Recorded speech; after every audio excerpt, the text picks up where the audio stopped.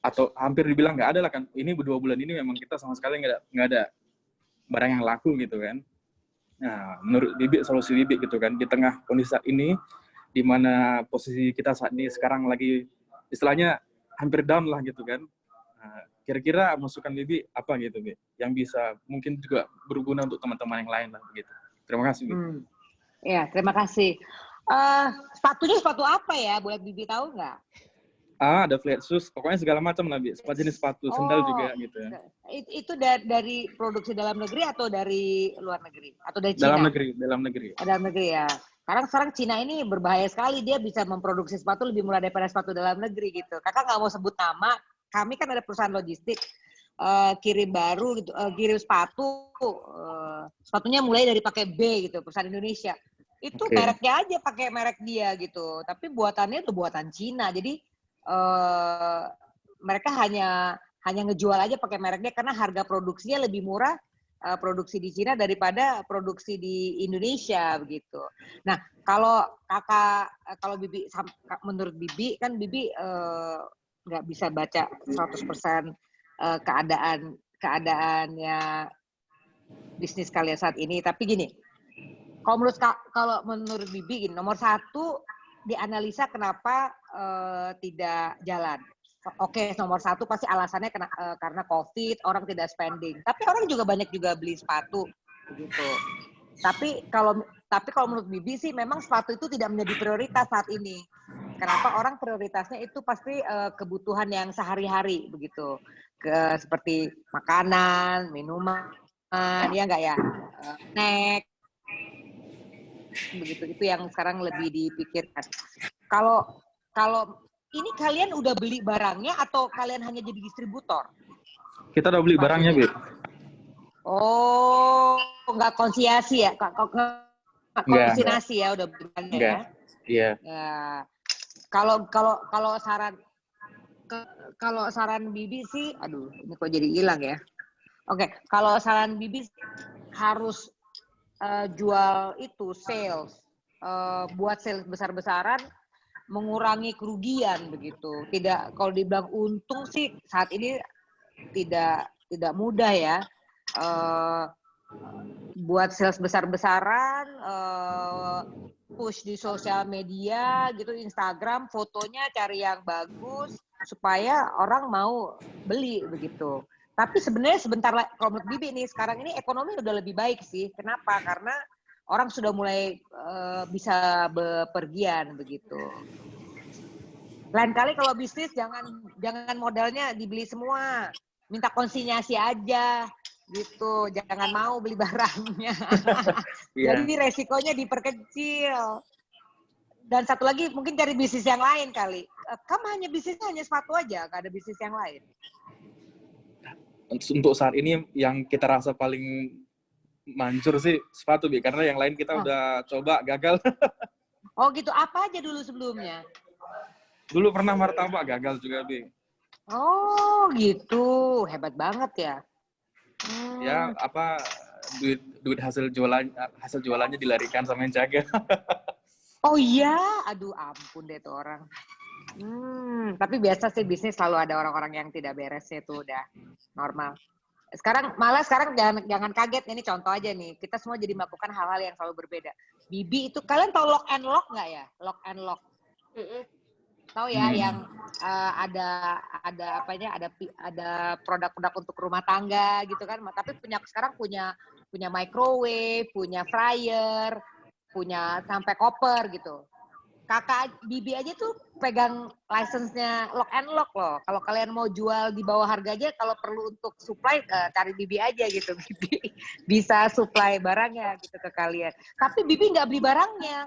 Kenapa nih? Kalau beli barangnya kan rugi kalau nggak laku kan? Iya, iya. Itu Bibi kerjakan gitu, hal seperti itu. Lock and lock. Maksudnya sampai orang kan taunya Bibi orang transportasi gitu ya. Padahal dia nggak tahu Bibi juga ngurusin lock and lock sampai fryer, microwave itu ya Bibi ikutin gitu, kerjakan gitu. Sampai pengadaan alat medis pun Bibi kerjakan gitu. Perlu apa gitu Bibi kerjakan, baik yang supply dalam negeri maupun supply luar negeri. Tapi Bibi nggak mau stok barangnya. Bibi kalau perlu Bibi minta dari mereka gitu. Kita stok sih kemarin karena laku banyak gitu sih, jadi. Oh, tapi nggak tahu COVID ya? Iya. Tapi menurut Bibi harus dilakukan sale besar-besaran, big sale judulnya. Iya. Oke lah, kita turunkan harganya nanti. Iya, kalian hitung aja bagaimana. Kalau untung sih, aduh, itu mesti tanya sama Tuhan Yesus ya.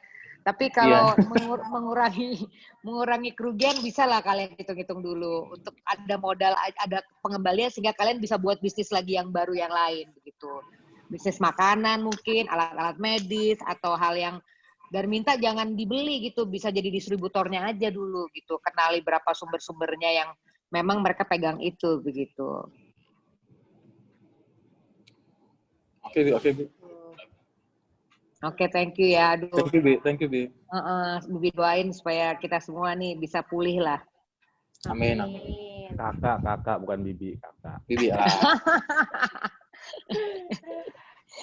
Bang Eli, ada lagi yang mau ditanya? Cukup sekian, terima kasih. Makasih, Eli. Kak, ini kan kebetulan udah jam 9 nih, cuman teman-teman banyak yang request minta diperpanjang karena banyak ada yang mau nanya. Kira-kira gimana nih? Oh, Nggak gitu. apa-apa? Boleh. Nah, sip. Oke, kalau gitu kita lanjut ke pertanyaan teman-teman yang lain ya, Kak ya. Ini ada Andika Ginting, Kak, yang mau nanya nih. Andika. Andika di unmute speakernya. Oke. Selamat malam, BK. Selamat malam, teman-teman. Shalom, Jua. Shalom, Jua. Shalom, Jua. Perkenalkan, nama saya Andika Ginting. Manggilnya Bibi aja lah ya. Iya, boleh. Asal jangan panggil Mbok aja, Mbok. Ya, saya ini senang sekali, Bi, ya. Malam ini sangat senang sekali. Bangga juga bisa langsung ngomong sama, ya ini saya ngefans juga nih sama Bibi Eka nih, karena kebetulan saya suka mengamati gitu kan, transportasi, terutama transportasi dari darat ya. Jadi saya lihat ini BK ini kan menonjol. Kenapa? Karena banyaklah pengusaha, banyak ketua-ketua organisasi, tapi yang perempuan kan sedikit gitu ya. Iya. Saya juga pernah baca gitu BK waktu jadi ketua Organda, pernah ya yang Bibi ceritakan tadi lah sedikit-sedikit kan. Nah, ini saya mau tanya beberapa hal sih, Bi. Mungkin nanti kalau kebanyakan nanti marah yang lain nggak bisa nanya kan. Nah, ini kan sepengetahuan saya ya, Bi. Nanti kalau salah tolong dikoreksi. Ini Lorena ya. Lorena ini kan kalau nggak salah dulu trayek awalnya itu Jakarta Bogor ya. Iya. Kalau nggak salah juga sekarang itu punya trayek dari Sumatera sampai Nusa Tenggara. Setahu yang saya pernah baca gitu. Nah, ini kan sebuah perkembangan ya, di mana perusahaan itu ekspansi ya dari Jakarta Bogor, kemudian ke Jawa, ke Sumatera, dan ke Nusa Tenggara, ke Bali. Nah, ada beberapa pertanyaan, Bi. Yang pertama, kira-kira bagaimana cara Lorena Group lah saya bilang ya, Bi, itu bertahan selama puluhan tahun? Karena banyak perusahaan bis yang saya lihat itu muncul sebentar nggak kelihatan, keluarin mobil baru sebentar nggak laku, nggak kelihatan. Jadi apa sih kira-kira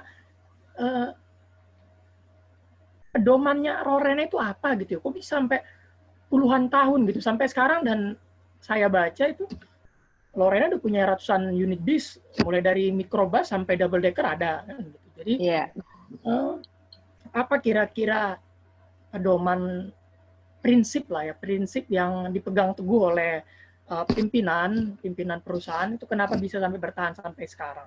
Dan yang kedua mungkin ini kan di akhir-akhir ini kan persaingan bisnis semakin yang bilang semakin ketat, dan terutama di transportasi darat juga lawan bis ada kereta api ya. Kereta api mereka menjual ketepatan waktu. Kalau bis kan bisa macet, meskipun dengan ada tol Trans Jawa, tol Sumatera itu kan kecepatan bis bisa mengalahkan kecepatan kereta api sebenarnya. Nah, kira-kira Lorena Group punya semacam pendekatan apa gitu untuk melihat perkembangan transportasi bis khususnya untuk saat ini? Karena yang saya lihat ya, Bi, ini kan PO-PO lain ini ratusan beli puluhan unit baru-baru gitu ya. Mereka brandingnya gitu. Gue punya Scania, gue punya Mercy gitu kan, kencang gitu kan. Kalau merek lain, kalau ongkosmu 200, saya 120 udah bisa jalan. Jadi kan mereka punya ciri khas masing-masing gitu ya. Ada yang jual ongkos murah, ada yang jual kecepatan, ada yang jual sasis gitu kan.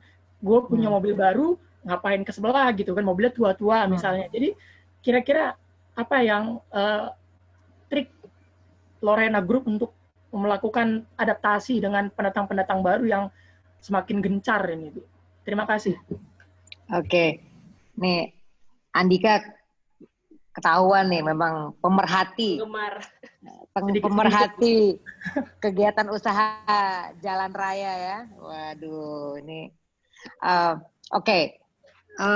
Kalau dilihat bagaimana sih kita Lorena Group udah 40 tahun ya usianya ya. Lorena Group 40 tahun didirikan sebagai bus antar kota, antar provinsi, itu Bogor Jakarta, Jakarta Bogor, benar. Karena pagi-pagi bawa orang bekerja dari Bogor untuk kerja di Jakarta, sore-sore kita bawa mereka lagi pulang begitu. Lalu akhirnya berkembang, tadi kakak bilang sampai ke angkutan penumpang, angkutan barang, sama non transportasi begitu. 40 tahun tuh perjalanan yang panjang ya. Modalnya dulu 12 juta belinya 2 bus. Waktu itu bus masih murah. Mercy. Kalau kapan ke Bogor, bus kita yang 001 masih ada, Andika. Kita manggilnya Nekaro itu. Nekaro, karena dia adalah cikal bakal dari 500 bus Lorena Group saat ini ya. Kalau bus besar kita ada 500, benar tadi ada double decker kita ada 30.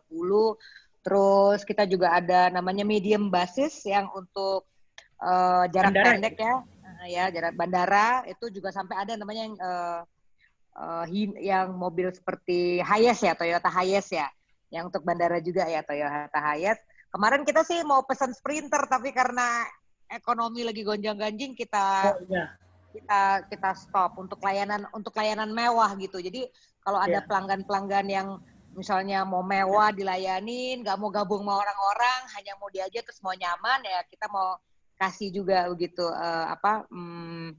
mereka kendaraan yang khusus.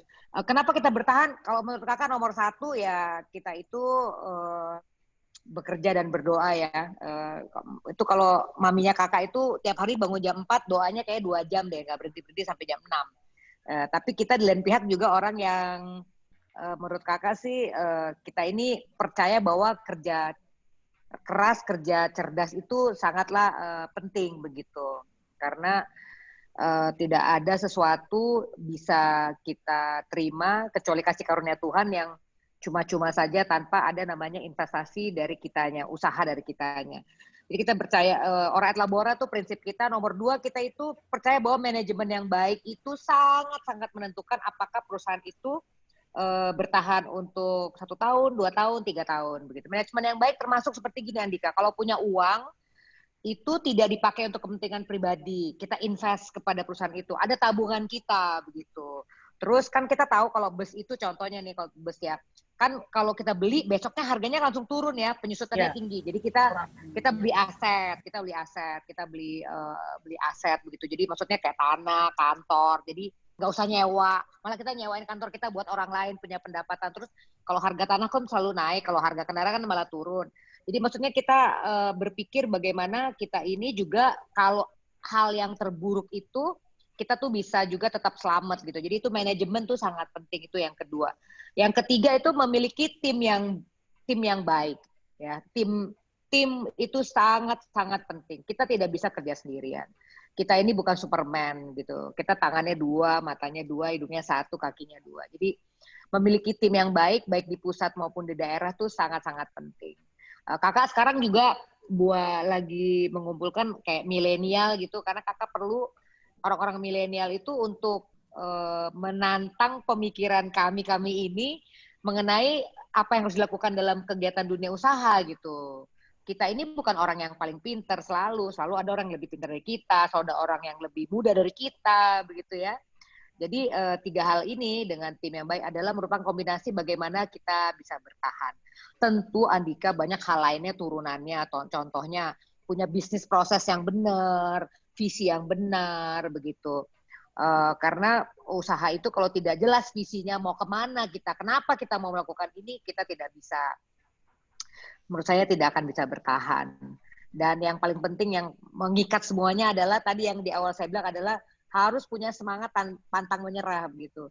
Kalau kena sedikit udah ngeluh, komplain, terus putus asa ya nggak akan bisa maju lah kita gitu, nggak akan bisa bertahan.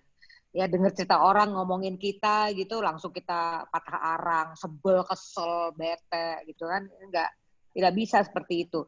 Ada masalah ya, ada sedih ya 5 menit, 5 hari boleh, habis itu ya kita move on gitu loh, bergerak ke apa yang harus kita lakukan begitu. Itu kurang lebih tuh 3 kunci kenapa kita bisa bertahan. Terus yang dibilang dalam dunia transportasi darat ini, kalau untuk Lorena transportasi darat, kita ini memang dengan adanya tarif pesawat mahal meningkat, dan sekarang mau naik pesawat susah ya, mesti ada swab test dan lain-lain kalau naik Garuda. Tapi kalau yang non Garuda, yang rapid test saja dapat diterima.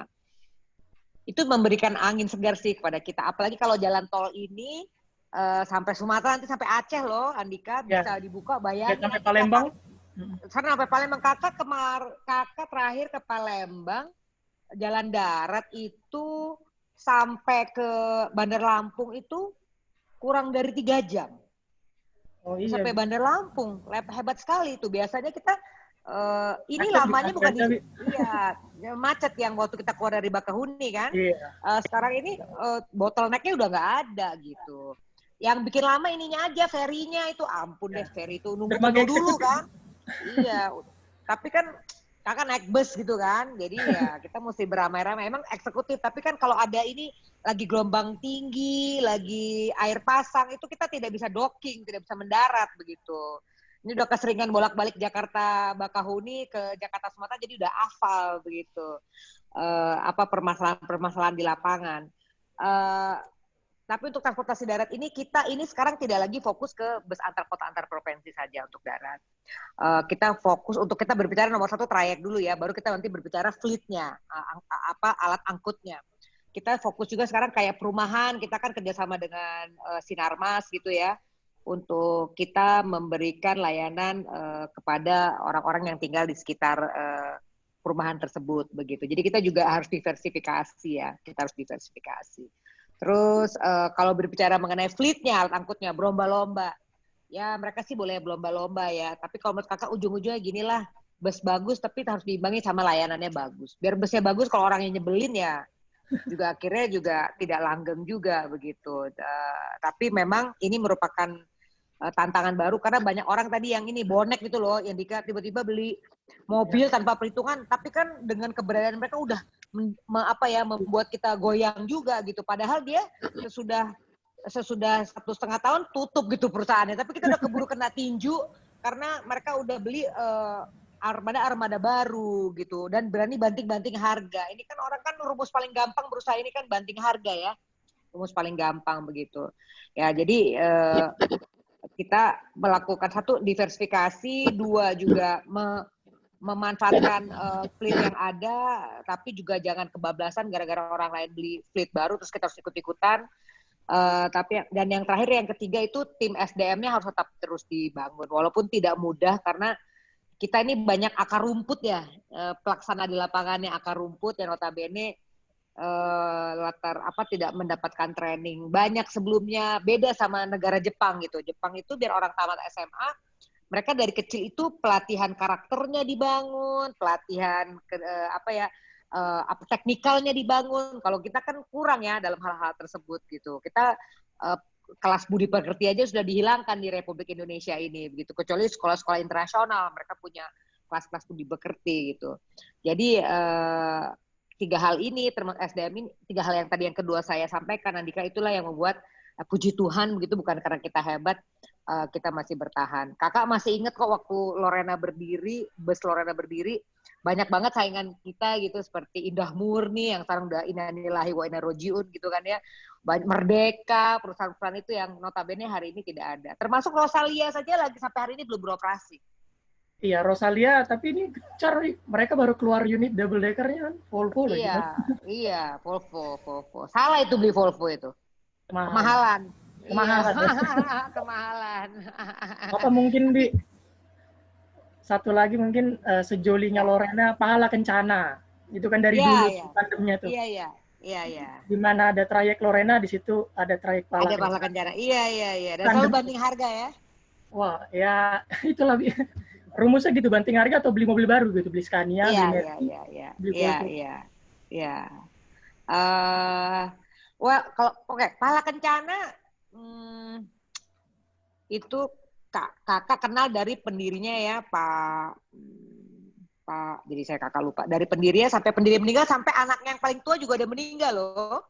Bayangin, anaknya paling tua udah meninggal 2 tahun yang lalu, bayangin. Padahal jauh lebih muda dari papi, udah meninggal juga. Jadi mereka juga lagi punya tantangan sih, krisis kepemimpinan gitu. Cari pemimpin kan susah. Kedua, sepertinya mereka kurang fokus ke bus antar kota sekarang, karena bus antar kota itu juga marginnya juga kan tidak terlalu besar sebenarnya. Ketat gitu. Ya, tapi ketat persaingannya, marginnya kecil, terus banyak premannya juga kan di lapangan begitu. Tapi itulah hidup lah ya, mesti kita hadapi gitu, apapun menjadi tantangan kita. Dulu tapi Lorena bukannya ada mau bikin pesawat dia, Bi? Iya, udah Bibi urus tuh izinnya, udah sewa 3 pesawat lagi. Akhirnya, tapi karena waktu itu harga aftur naik ya 400%. Harga aftur 400%, kita nggak berani banting harga, kita nggak berani banting harga, nggak berani juga melakukan hal-hal yang tidak sesuai dengan prosedur. Akhirnya pesawat kita diambil alih oleh Malaysia Airlines. Padahal udah nunggu diskon tuh, Bi. Itu cuma GBKP kan, mana tahu dapat diskon. Apalagi trayek ke Medan sama ke Bali ya. Iya, benar. Mudah-mudahan lah ya, Bi. Mudah-mudahan didoain aja ya, siapa tahu ya. Amin. Kalau Tuhan izinkan gitu ya, siapa tahu gitu. Oke, ada lagi atau gimana? Kita udah pada bosan. Andika? 1 menit lagi, Afi, kebetulan. Lagi. Tadi baca-baca saya pernah baca itu, nggak tahu mungkin tulisan Bibi atau orang yang nulis. Tadi kan Bibi ada bahas preman ya, itu saya pernah baca dulu mobil-mobil Lorena ada dulu preman yang hadang di Bakauni apa Merak gitu ya. Terus supir resah, lapor Bibi turun tangan, selesai gitu. Itu luar biasa, itu gimana coba caranya? Preman ditakluk sama Brukaro gitu, gimana itu? Iya, kan ada lagunya, preman juga manusia kan. Iya, saya sempat baca itu. Iya, itu di bukunya Bibi itu. Itu buku Bibi ya? Iya, Bibi kan nulis yang pertama, buku Bibi itu Ayo Lawan Kemacetan ya, ALK. Itu Bibi cerita di situ. Nanti Bibi kasih dia bukunya. Aku lupa tuh sama Bibi ternyata. Iya, benar itu. Bibi nulis setiap minggu 3 kali di Kumparan, ada kolom Bibi Eka Sari Lorena Surbakti. Jadi kalau mau baca tulisan Bibi boleh lihat baca di kolom itu. Tapi iya benar itu, premannya nggak ngasih kita lewat, terus premannya itu kan banyak tato ya, bertato gitu banyak, sampai mukanya juga full gitu loh. Terus Bibi kan punya tato ya, Bibi punya tato di kaki gitu.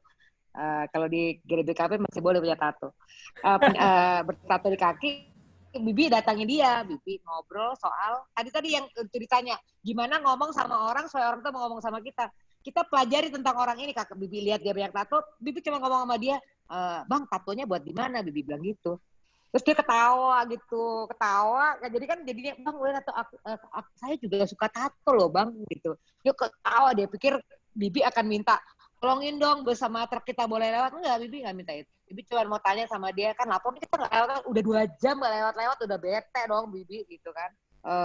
Bibi bilang aja, tatonya buat di mana Bang? Nanti saya bercanda, ketawa dia, langsung ngomong, mau minta apa katanya? Mau minta apa itu katanya?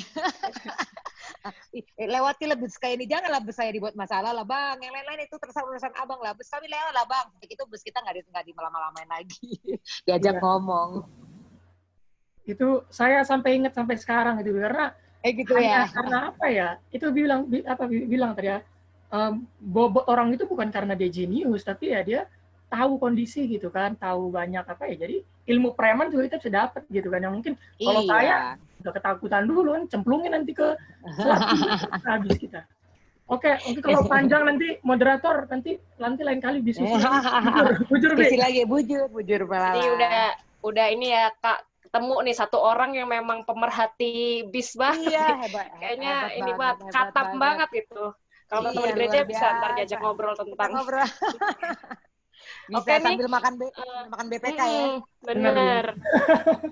Ini masih ada satu lagi pertanyaan, atau mungkin teman-teman masih ada yang mau nanya. Kalau nggak ada, ini pertanyaan terakhir sebelum nanti kita akan tutup. Kalau memang nggak ada, mungkin dari Abang Permana nih mau nanya. Gimana Bang? Boleh di-unmute speakernya? Oke. Silakan Halo. Bang. Shalom. Hai. Shalom. Ya, selamat malam Di. Makasih ya udah mau ngeluangin waktunya untuk sharing. Ya, Rumana. Gimana? Ya, sebenarnya boleh Permana bisa Rian, Di. Saya Rian Permana Ginting. Rian, oke. Iya, oke. Tadi bikin nickname aja. Anyway, Bibi sukses lah ya buat membuat kaum lelaki itu jadi minder ya. Karena bisa dibilang kan ya mengatur ya beribu-ribu orang, terutama lelaki ya, di pekerjaan transportasi. Nah, cuman yang mau jadi pertanyaan saya ya, semuanya kan pasti balik pada saat Bibi bikin decision ya. Ya, pada saat itu mungkin running a business wasn't the last choice for you at that moment. Ya, you have everything. Jadi Bibi serba ada pada saat itu ya kan. Mungkin juga wealth lah, sejahtera. Nah, apa sih alasan Bibi akhirnya memutuskan, aku mau bisnis nih, lanjutin nih bisnis. Kenapa nggak jadi guru, dosen, dan sebagainya? Terus pertanyaan kedua, ya kita tahu running a business itu kan pasti sulit ya, Bi ya. Ya pasti ada obstacle dari mana-mana ya. Terus belum lagi mungkin juga sebagai seorang ibu Bibi juga nge-manage keluarga gitu ya. Karena tanpa peran seorang ibu, ya keluarga pastinya nggak akan harmonis ataupun sukses lah ya. Nah itu ketika Bibi dapat obstacle seperti itu, apa sih yang Bibi lakukan gitu? Itu sih. Dua pertanyaan. Tadi, iya, kok tadi yang pertama apa? Bibi jadi tiba-tiba gara-gara masuk ini. Yang pertama apa tadi tanyanya? Oh, kenapa? Di sini kenapa tuh? Kenapa mau keluar dari comfort zone ya? Sebenarnya Bibi nggak usah kerja heboh-heboh gitu ya? Iya. Kayaknya cukup makan ya. Seperminya cuma 1 seminggu, nggak bisa beli juga. Bibi suka mie Korea yang pedas. Mie Korea. Kita kalau kapan buat barbecue party pakai mie Korea. Oke. Boleh agendanya. Iya, dibuat agendanya. Oke. Kenapa tetap mau keluar dari comfort zone? Mungkin nomor 1 Bibi belajar dari orang tua Bibi ya, bahwa mereka itu walaupun mereka menurut Bibi saat itu sudah cukup begitu, mereka itu tidak pernah juga bersantai-santai dan tetap bekerja keras dan tetap rajin, tetap disiplin, tetap tertib begitu. Jadi itu merupakan contoh dan cambuk buat Bibi bahwa ya kita ini dalam hidup ini ya santai-santai itu ya kalau weekend aja gitu. Kalau nggak weekend ya kita harus bekerja cerdas, bekerja pintar begitu.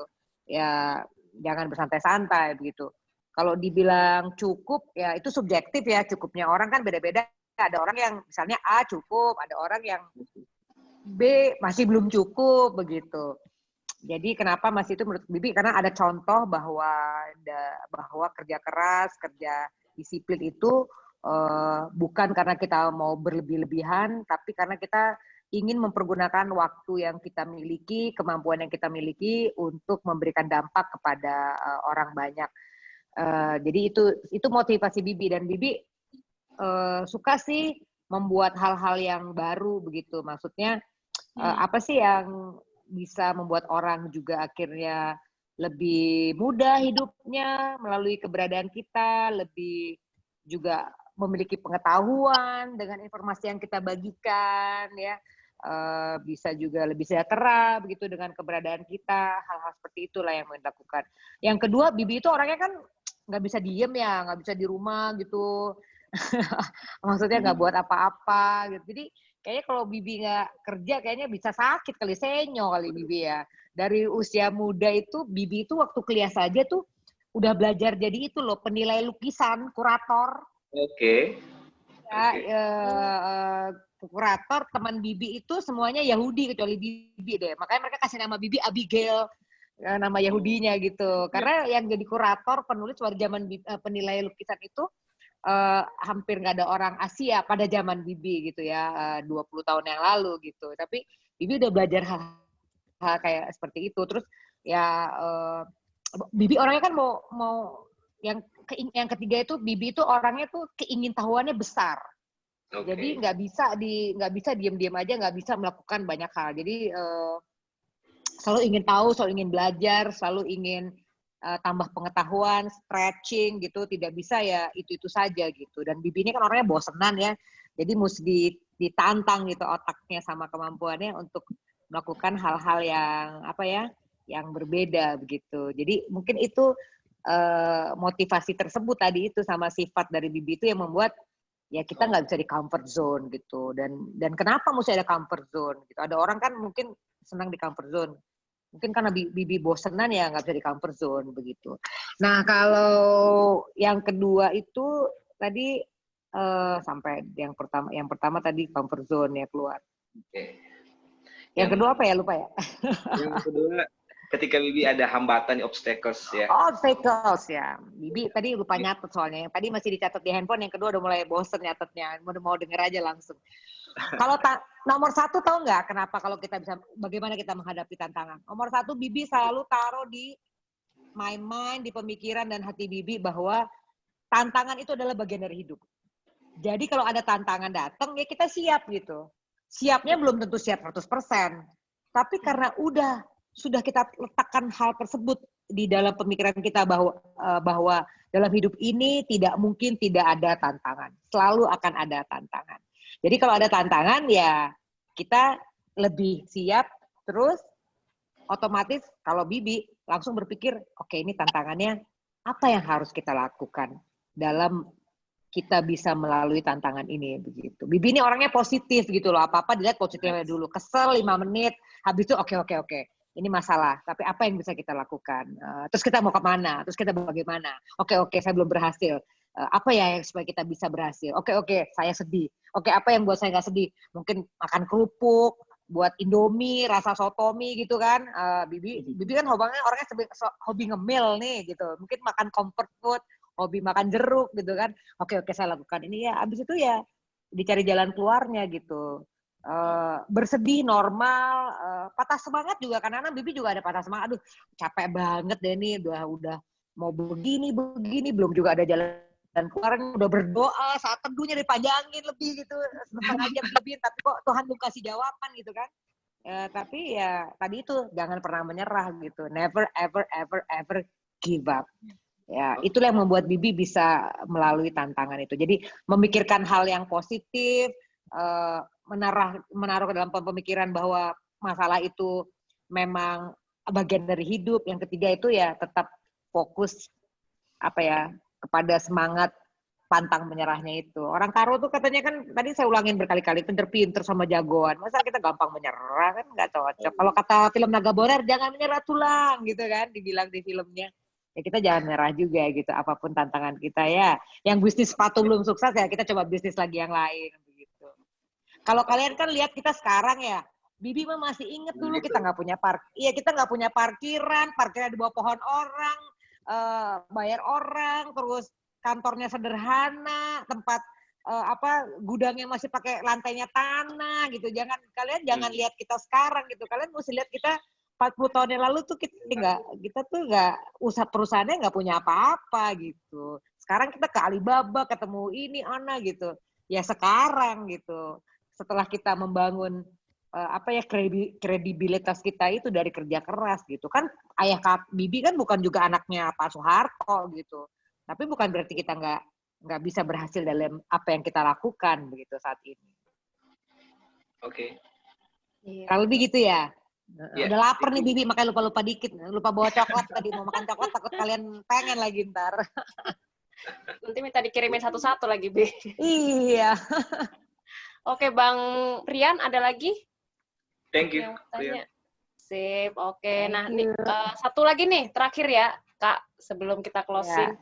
Ada dari Kak Anita, boleh di-unmute stikernya. Kasihan Rian tadi lupa pertanyaannya. Saya namanya sama... Sekali.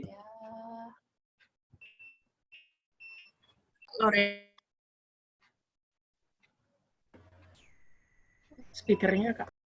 Halo. Ya, oke. Ya. Selamat malam semuanya. Selamat malam Kak Lorena. Salam kenal. Hai. Halo. Mudah-mudah banget sih. Iya. Salam kenal juga. Ini bisa jadi anak. Ya, jadi di anak sini saya pengen nanya nih.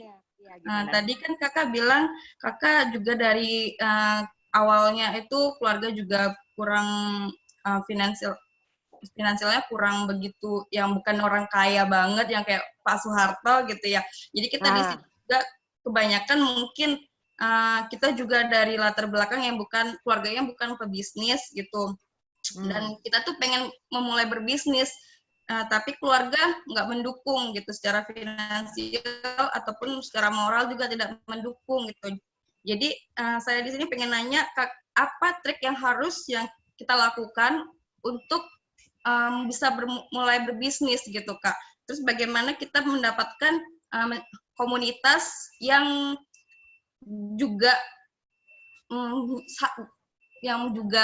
punya ini gitu trik dalam berbisnis gitu secara dapat bantuan dalam trik bisnis dan terpenting dalam finansial gitu, apalagi kan dalam berbisnis itu kan butuh modal ya gitu, dan kita anak muda itu terkadang terhambat di modal gitu. Apakah ada trik khusus dari Kak Lorena untuk kita pelajarin gitu? Oke. Thank you. Pertanyaan ini pertanyaan yang sering ditanya orang Indonesia, tapi benar banget itu. Karena gini, nomor satu, orang Indonesia itu kebanyakan bukan pengusaha. Beda kayak kakak itu kan lagi ambil sama Alibaba nih, lagi ada global netpreneur gitu ya. Kalau mereka itu memang dari kecil dididik untuk jadi kayak pedagang gitu ya, usaha gitu kan. DNA-nya mereka itu memang diarahkan untuk menjadi pengusaha. Kalau di Indonesia itu pengusaha itu hanya kurang dari 2% dari populasi kita. Padahal kalau negara mau maju, entrepreneurnya, pengusahanya itu minimum 4% dari, yang bagus itu 4% dari populasi. Atau minimum 2%. Kita ini sekarang kurang dari 2%. Jauh masih 2%. Malah hanya kurang lebih 1,28% penduduk Indonesia itu pengusaha. Jadi memang DNA-nya, sifat nature lingkungannya itu bukan pengusaha. Tapi kalau menurut kakak sih semua orang itu sebenarnya bisa dan berhak dan mampu jadi pengusaha. Tadi kakak katakan lagi di awal, jadi pengusaha itu bukan soal uang dulu. Memang uang itu penting, setuju kakak. Tapi itu bukan harus seperti itu.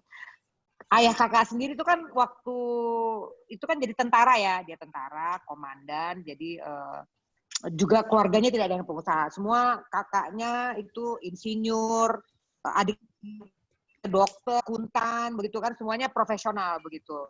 Mami itu keluarganya banyak orang pemerintahan, kakek saya pensiunan Sekda Sumatera Utara begitu kan. Tidak ada yang pengusaha begitu. Mami saya sekolahnya sekolah hukum, juga bukan sekolah bisnis gitu kan. Jadi tidak ada yang pengusaha. Tapi kenapa jadi pengusaha? Papi itu karena jadi tentara itu gajinya itu ya bagus, tapi tidak maksudnya tidak terlalu tidak terlalu mungkin bisa stretching kemana-mana begitu. Dan papi itu kan tentara nasional yang nggak neko-neko gitu, nggak korupsi, nggak gitu-gitu, modelnya tuh yang lurus-lurus gitu loh orangnya. Jadi dia berpikir bahwa kalau mau sukses ya jadi pengusaha, jangan korupsi gitu dari jabatannya begitu. Nah, kalau keluarga tidak mendukung itu wajar karena mungkin mereka latar belakangnya bukan pengusaha.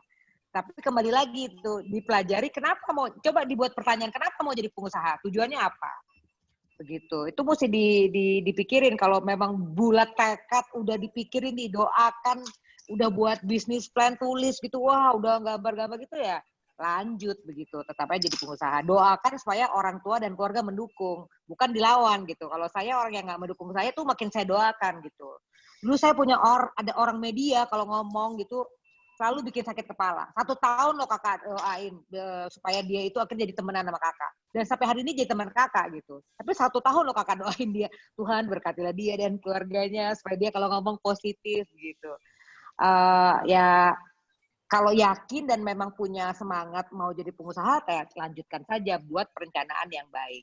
Sekarang jadi pengusaha gampang, nggak usah sekolah bisnis, Google aja, banyak training gratis, banyak YouTuber gratis, ya baca tulisan-tulisan dari orang-orang yang bagus, positif, yang pakai bahasa Indonesia, pakai bahasa Inggris, banyak terjemahan gampang sekarang, banyak sekali buku-buku bisnis sekarang banyak sekali pakai e-book gitu yang bisa kita ambil sarinya. Jadi kalian bisa belajar terus mengenai bisnis, belajar dari YouTube, jadi YouTuber. Saya punya ponakan udah bisa buat kue tart 3 lapis loh, gara-gara hanya nonton YouTube loh. Umurnya baru 9 tahun loh, Dimitri Surbakti namanya. Itu udah bisa buat steak, udah buat bisa pasta, sudah buat bisa sugar cookies, lagi mikir mau memasarkan kuenya online. Anak umur 9 tahun loh. Kita nggak mau modalin dia, kita bilang gini, coba buat bisnis proposalnya dulu, ntar saya nggak mau modalin, kita modalinnya tepung aja, makan bumbunya gitu. Tapi mulainya bukan karena dia minta modal, itu dimulai dari niatnya gitu, niatnya, terus dia punya semangat untuk melakukan itu, sehingga akhirnya ya ada yang mau berpikir membantu, mendukungnya. Saya yakin kalau kamu juga punya perencanaan yang bagus, sekarang ini kan banyak startup ya, banyak juga acara-acara untuk investasi ya, untuk mencari antara sponsor sama fundingnya sama bisnisnya. Walaupun selama COVID ini banyak hilang, itu sebenarnya bisa dilakukan sih. Itu harusnya Afi kita bisa buat nanti untuk Permata berikutnya kita melakukan bagaimana yang aspiratif pengusaha ini dibantu bagaimana mereka men-channel untuk mendapatkan fundingnya begitu. Itu bisa kita pikirkan berikutnya. Habis COVID, kalau sekarang nih kayaknya nafsu orang untuk investasi lagi lemah gitu ya. Gimana, susah juga ya. Lagi melemah. juga sih. Karena orang banyak berpikir bagaimana mereka untuk mempertahankan usahanya dulu begitu. Terus kalau dibilang funding ya tadi sebenarnya funding itu banyak kok. Sebenarnya funding itu mikro sih bank juga mau kasih, cuman memang harus ada jaminannya ya. Itu yang kesulitannya kalau bank itu. Tapi pertama-tama gini deh, kalau mau jadi pengusaha buat bisnis plan yang lebih matang dulu aja gitu. Dan kira-kira punya energi nggak untuk melakukannya. Kira-kira 6 bulan yang lalu kakak diundang buatlah pintumu sendiri gitu, making your own doors gitu. Jadi maksudnya jangan tunggu orang lain melakukan sesuatu buat kita, begitu. Making your own door buat perempuan. Jadi kakak ketemu satu perempuan orang Australia, itu umurnya 31. Dia itu sekarang salah satu perempuan yang cukup sukses ya dengan usaha online-nya. Dia itu tamatan S1, kerja jadi resepsionis, gajinya UMR di Australia. Untuk bayar dia punya dia biar bayar untuk pinjaman uang sekolahnya aja dia ibaratnya deg-degan begitu. Terus untuk bayar sewanya, untuk transport makannya nggak pernah cukup begitu. Dia orang Australia kita.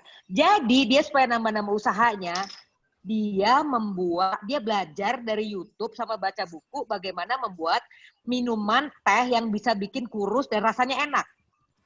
Gitu. Dia buat begitu.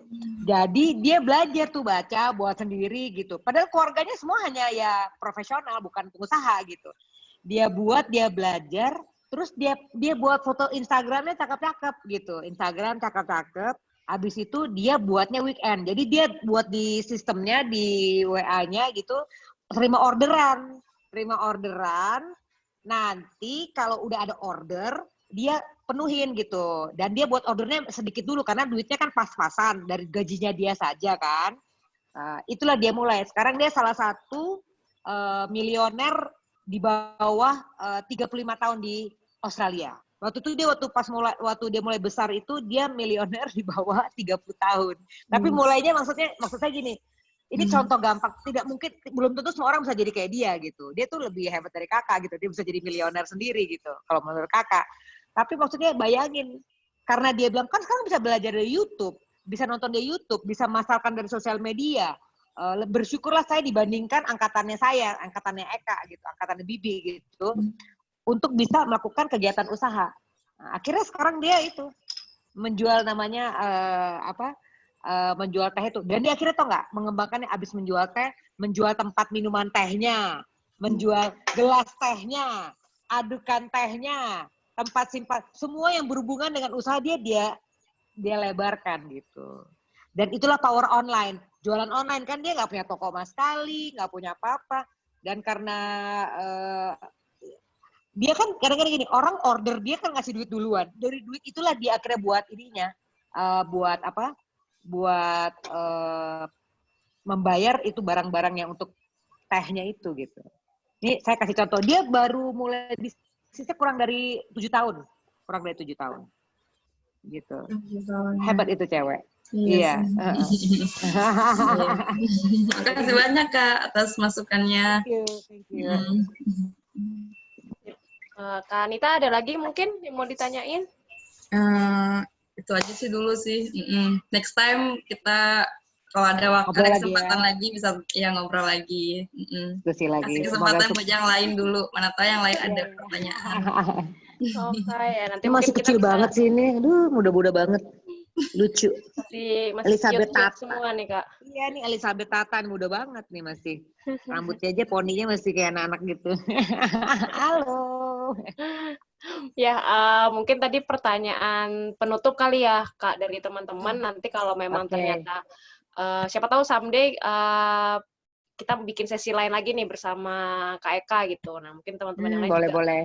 Akan lebih banyak pertanyaan yang lainnya gitu. Nah, mungkin sebelum aku tutup, kita pengen denger nih, kira-kira ada motivasi nggak sih dari kakak untuk teman-teman yang ada di sini gitu, terutama sesuai dengan topiknya gitu ya, maksudnya dengan usaha gitu, teman-teman yang mau mulai usaha di tengah situasi kayak gini, ada nggak kira-kira motivasi yang bisa dikasih ke teman-teman gitu, Kak?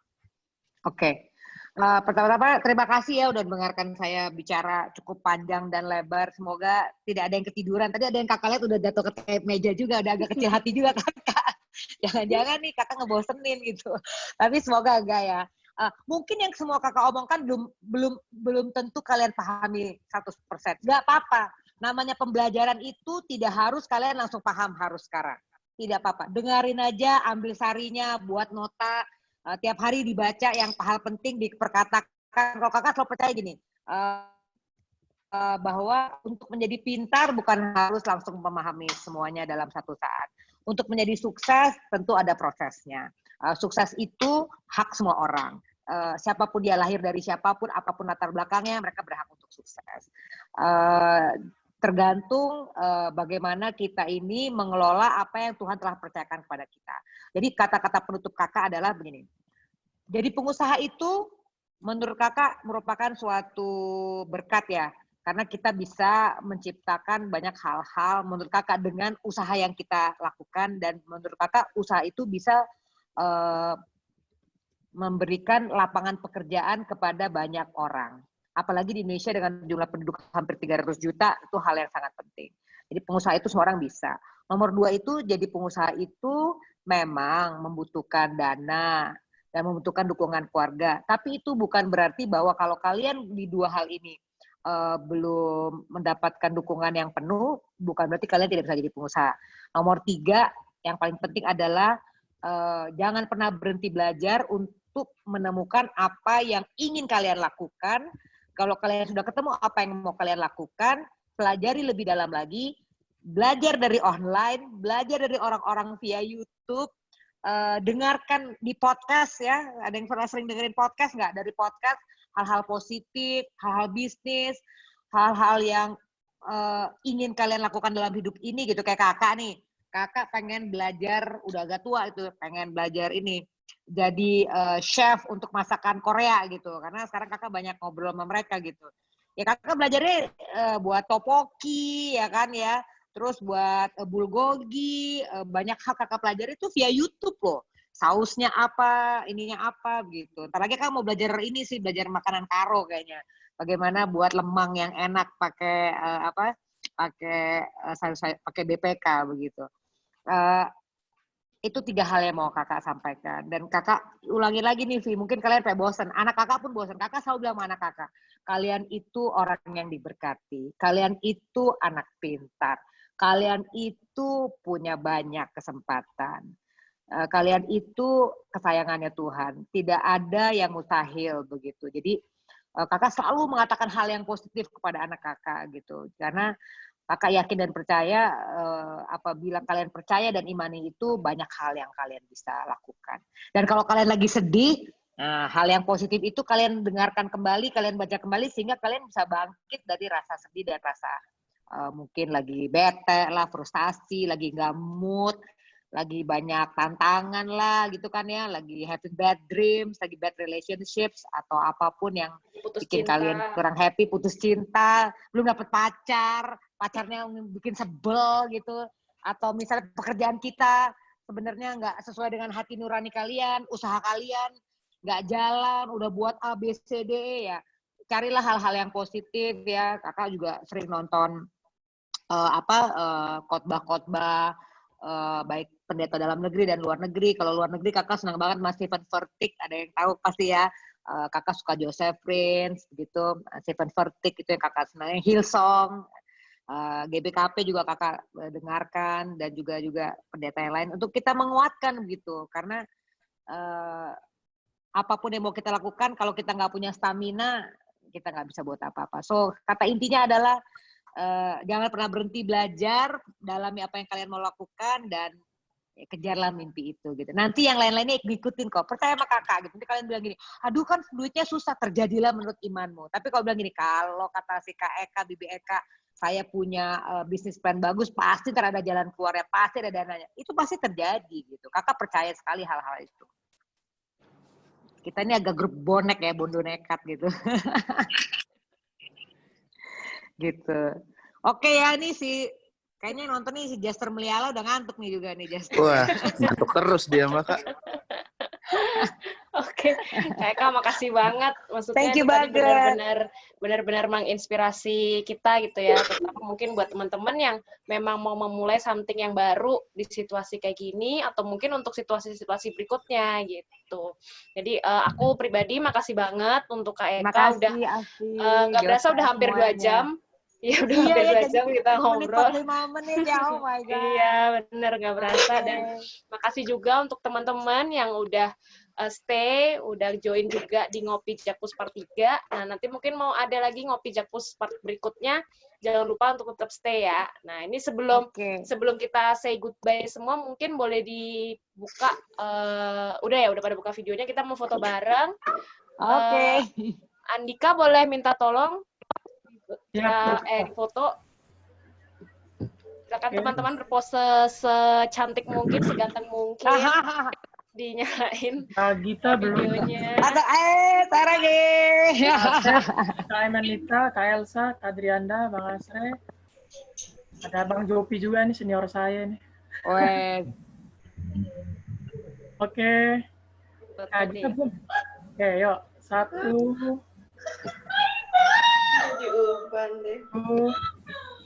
2, 3. Sebentar, proses dulu.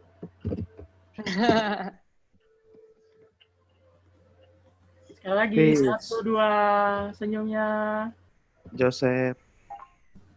Oke, terima kasih. Thank you. Terima kasih, Beka. Makasih teman-teman semua. Good night. Sampai bertemu di Ngopi Jakpus berikutnya. All the best ya, Thank you banget. Menjua-jua. Oke, thank you Kak. Bye.